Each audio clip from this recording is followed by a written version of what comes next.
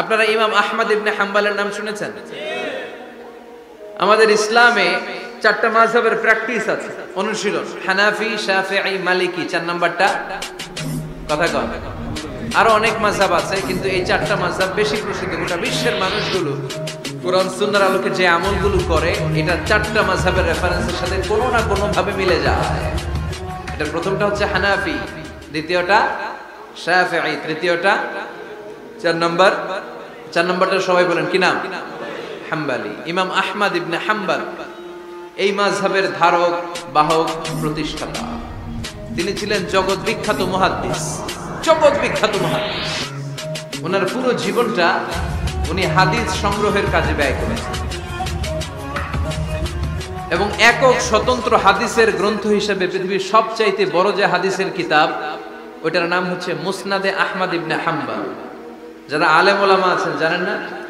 মুসনাদে আহমদ ইবনে হাম্বল, এটার মধ্যে প্রায় 40,000 হাদিসের কম্পাইলেশন আছে। সুবহানাল্লাহ, বাড়িতে গিয়ে বললেন, বিশাল হাদিসের গ্রন্থের রচয়িতা। ওনার শেষ জীবনে উনি হাদিস সংগ্রহের জন্য সফর করতেন। শীতের এক রাতে তিনি সফরে বেরিয়েছেন। এক মসজিদে মাগরিব আর এশার সালাত পড়ে তিনি ভাবলেন ফজরের সালাতে এই মসজিদে পড়ে সকালবেলা বেরোবো, যেহেতু বাইরে শীত, কই আর যাবো। ব্যাগ থেকে কাঁথা বের করে হাদিস পড়তে শুরু করেছেন আর ভাবলেন হাদিস পড়তে পড়তে রাতটা কাটিয়ে দিন। কিন্তু মসজিদের দারোয়ান এসে বলে, মুরব্বী, মসজিদে তো থাকা যাবে না, আপনি বেরোন। আহমদ ইবনে হাম্বল অনুনয় বিনয় করলেন যে তোর কাছে হাত জোর করে ক্ষমা চাই বাবা, এই শীতের রাতে আমারে বের করে দিস না, আমি রাতটা মসজিদে কাটাতে চাই। আমি ফজরের নামাজেরও মুসল্লি এই মসজিদে, আমি ফজর পরে তারপরে যাব। দারোয়ান সে না ছোট বান্দা, সে বলে না, মসজিদে থাকতে পারবেন না, বেরোন। না বেরোলে গাঠি সহ ঘাট ধাক্কা দিয়ে বের করে। চিনতে পারে নাই যে এটা মুহাদ্দিসুদ দাহর, এই যুগের সর্বশ্রেষ্ঠ মুহাদ্দিস ইমাম আহমদ ইবনে হাম্বল। এখন উনি আর কি করবেন, কিছু করতে না পেরে ব্যাগ নিয়ে বের হয়ে গেলেন। প্রচন্ড শীতের রাতে, কনকনে শীতে তিনি কাঁপছেন। হাঁটতে হাঁটতে চলতে চলতে হঠাৎ দেখলেন একটা বাজার। ওই বাজারে এক খাব্বাস, রুটির দোকানদার, শাবুন খাব্বাস, যুবক, রুটি বানাচ্ছে। যে সালাম দিলেন, আসসালাম বাবা, শীতের রাতে বিপদে পড়েছে, যাওয়ার জায়গা নেই। তোমার যে চুলাতে তুমি রুটি বানাও, এই চুলার পাশে বসে যদি সারা রাত আমি কাটিয়ে দেই আর চুলা থেকে আগুন পোয়াই, তোমাকে কোনো ক্ষতি হবে? যুবক বলেন, না না, কোনো ক্ষতি হবে না। আহলান ওয়া সাহলান, ইয়া মারহাবান বিক, খোশ আমদেদ, এটা তো খুশ নসিব আমার, আপনি আগুন পোহালে আমার সমস্যা কি আছে? ইমাম আহমদ ইবনে হাম্বল যুবককে শুকরিয়া জানিয়ে, আল্লাহর শুকরিয়া করে চুলার পাশে বসে আবার হাদিস পড়তে লাগলেন। কিন্তু তিনি লক্ষ্য করলেন যে যুবকটা একটু পর পর আওয়াজ করে পড়ে আস্তাগফিরুল্লাহ। কি পড়ে? আটা দিয়ে রুটি বানায়, পড়ে আস্তাগফিরুল্লাহ। রুটির খামির বানায়, পড়ে আস্তাগফিরুল্লাহ। খামিরগুলো দলা বেঁধে গোল গোল করে সাজিয়ে রাখে, আর কি পড়ে? বেলুন দিয়ে এগুলো গলে চুলার ভিতরে ঢুকায় দেয়, আর কি পড়ে? কেউ রুটি কিনতে আসলে তার হাতে রুটি তুলে দেয়, আর কি পড়ে? টাকা দিলে টাকা নিয়ে ক্যাশ বক্সে রেখে দিয়ে কি পড়ে? শুধু পড়ছে আস্তাগফিরুল্লাহ, আস্তাগফিরুল্লাহ। ইমাম আহমদ ইবনে হাম্বল তো অবাক, ঘটনা কি? এই যুবকের হলোটা কি? শুধু আস্তাগফিরুল্লাহ। তিনি হাদিসের কিতাবটা বন্ধ করে যুবকটা জিজ্ঞেস করলেন, বাবা, আসার পর থেকেই দেখছি তুমি শুধুই পড়ছো আস্তাগফিরুল্লাহ, আস্তাগফিরুল্লাহ, আস্তাগফিরুল্লাহ, ঘটনাটা কি? কেন এত তুমি ইস্তিগফার করো? যুবক বলল, এটা আমার একটা চিরাচরিত আমল, সব সময় আমি এই আমলটা করি। আমি সব সময় ইস্তিগফারের সাথে আঠার মতো লেগে থাকি, আর সব সময় ইস্তিগফার করার কারণে আল্লাহ তাআলা আমাকে মুস্তাজাবুদ দাওয়া বানিয়ে দিয়েছে। মানে আমি দোয়া করলেই দোয়া কবুল হয়ে যায়। এই জীবনে আমি যত দোয়া হাত তুলে করেছি, মুহূর্তের মধ্যে আমার দোয়াগুলো কবুল করে নিয়েছে কে? শুনে তো ইমাম আহমদ ইবনে হাম্বল অবাক, বলে কি, আনতা মুস্তাজাবুদ দাওয়া? তুমি মুস্তাজাবুদ দাওয়া?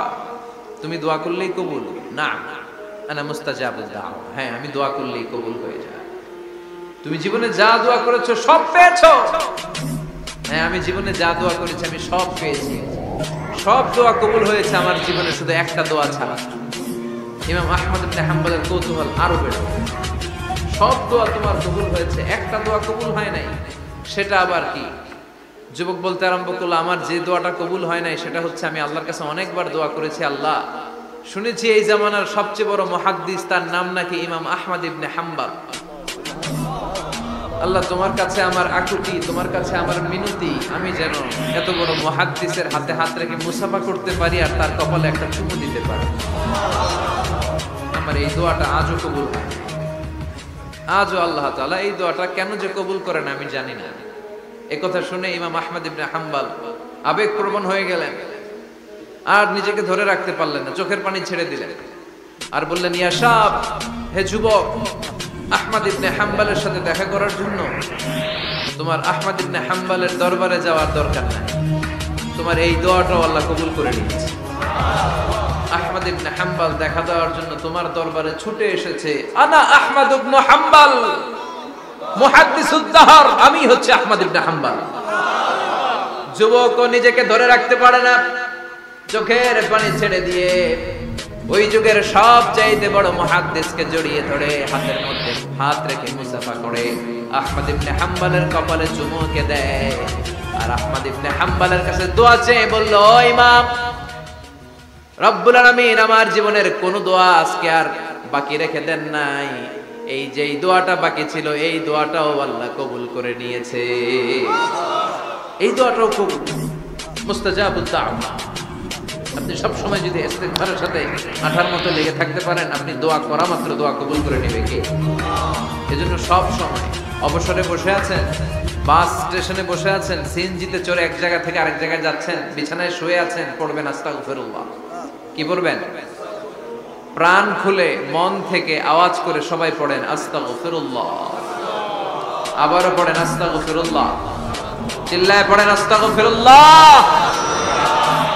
বিশ্বনবী ইস্তিগফারের অনেকগুলো আলফাজ শিখিয়েছেন, সবচেয়ে সহজ যেটা শিখিয়েছেন সেটার নাম হলো আস্তাগফিরুল্লাহ। বিশ্বনবী জামাতে সালাত শেষে সালাম ফিরিয়ে আওয়াজ করে পড়তেন আল্লাহু আকবার, তারপরে 3 বার পড়তেন আস্তাগফিরুল্লাহ, আস্তাগফিরুল্লাহ, আস্তাগফিরুল্লাহ। পড়ার দরকার আছে না নাই? পড়তে রাজি আছেন তো? সালাম ফেরানোর পরে কি পড়বেন? নাকি দোয়া করার জন্য পাগল হয়ে যাবেন? আল্লাহুম্মা আমিন ইয়া আরহামার রাহিমিন, আছে না নাই? পাগল হয়ে যায় দোয়া করার জন্য, কিন্তু তাসবিহগুলো পড়তে চায় না। বিশ্বনবী লম্বা তাসবিহ পড়তেন, সালাম ফেরানোর পরেই আস্তাগফিরুল্লাহ পড়তে রাজি আছেন? আবার বিশ্বনবী বললেন, যে ব্যক্তি পড়বে আস্তাগফিরুল্লাহ আল্লাযী লা ইলাহা ইল্লা হুয়াল হাইয়ুল কাইয়্যুম ওয়া আতুবু ইলাইহি, যুদ্ধের ময়দান থেকে যদি কেউ পালিয়ে যায় তার কোনো মাফ নাই। এটা অনেক বড় কবিরা গুনাহ, আত-তাওয়াল্লি মিন ইয়াউমিজ যাহফ, যুদ্ধের ময়দান থেকে পালালে ওর কোনো মাফ নাই।